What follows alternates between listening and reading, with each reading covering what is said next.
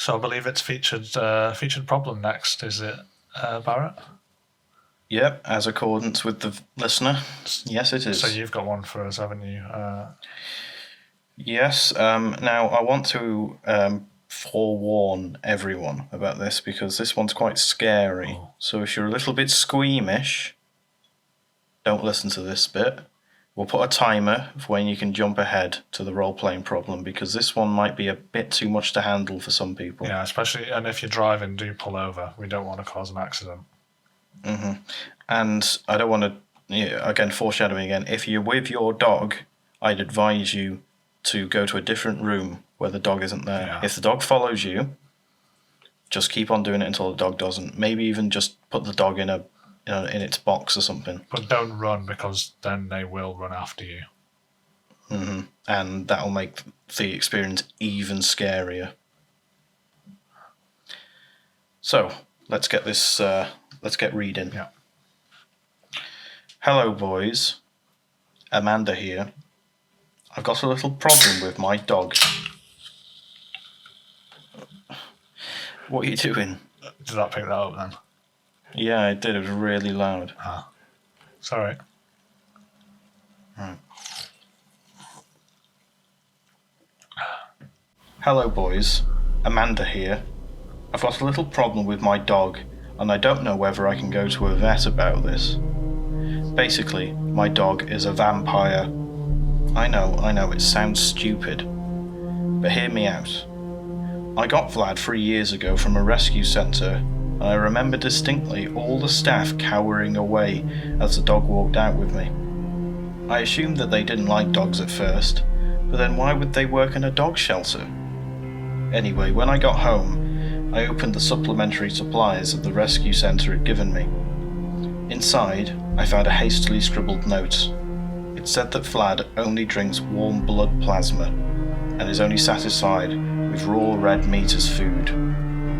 I've been following these guidelines to the letter, yet after 3 years, I feel Vlad is becoming more disturbing. He now nips me. Not big lacerations, mind you, just little harsh bites that scare me.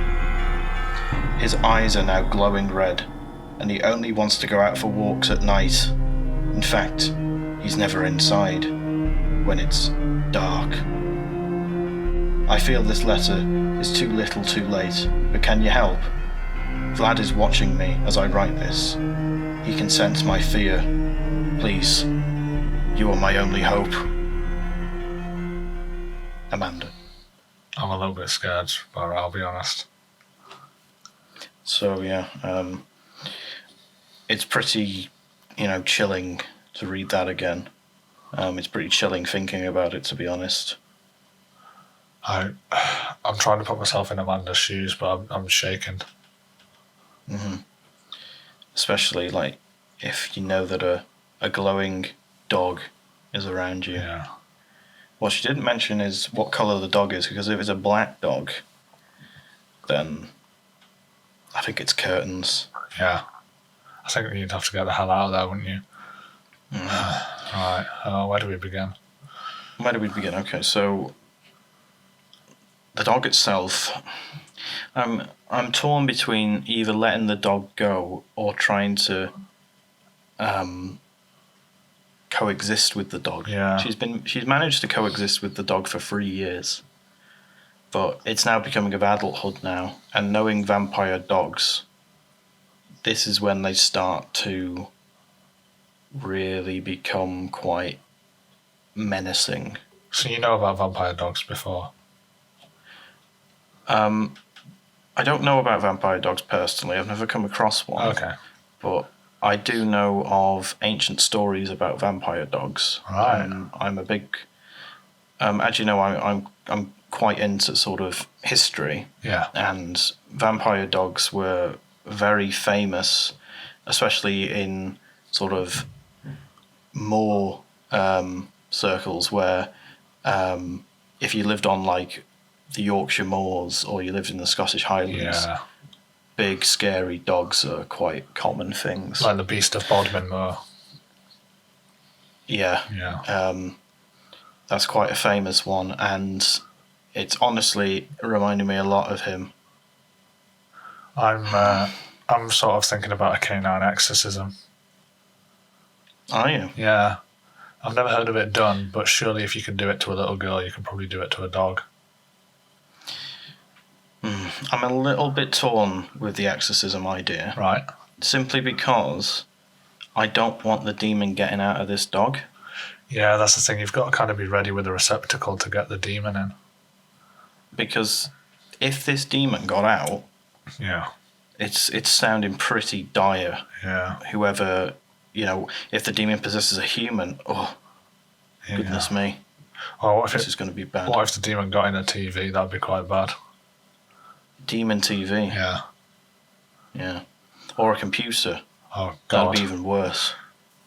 So, exorcism, a good starting point, I think, but we need to think about...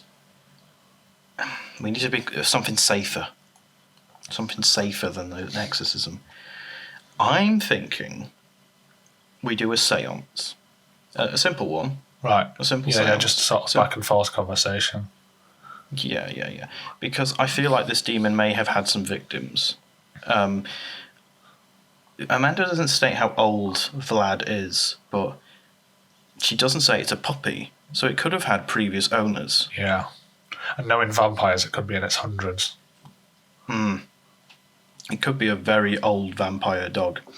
So what I'm thinking is we get a medium, a good one, not one of these, hacks, and we try and get some clarity on what this dog is capable of. Yeah.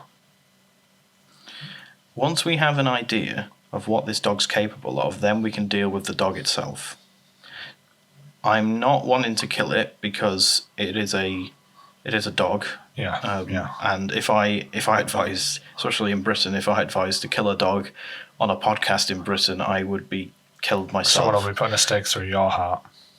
Yeah, because many people think I'm a vampire for even suggesting such a horrible act.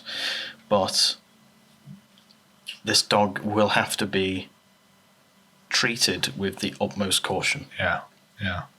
So, John, I know I'm obviously going for more street versions of advice. What would your academic brain say to Amanda? Yeah, well, in terms of how to handle this dog whilst the séance is getting prepared? You see, the problem is you can't sit down and talk to a dog. No. Because that's what I would do, if someone's having problems, I'd sit down and talk to them. You could get a dog whisperer. You could. A few and far between, though, good ones, really. They charge quite a lot. I'd hate Amanda to be out of pocket and get a rubbish dog whisperer. What if we use some kind of graph? A dog graph?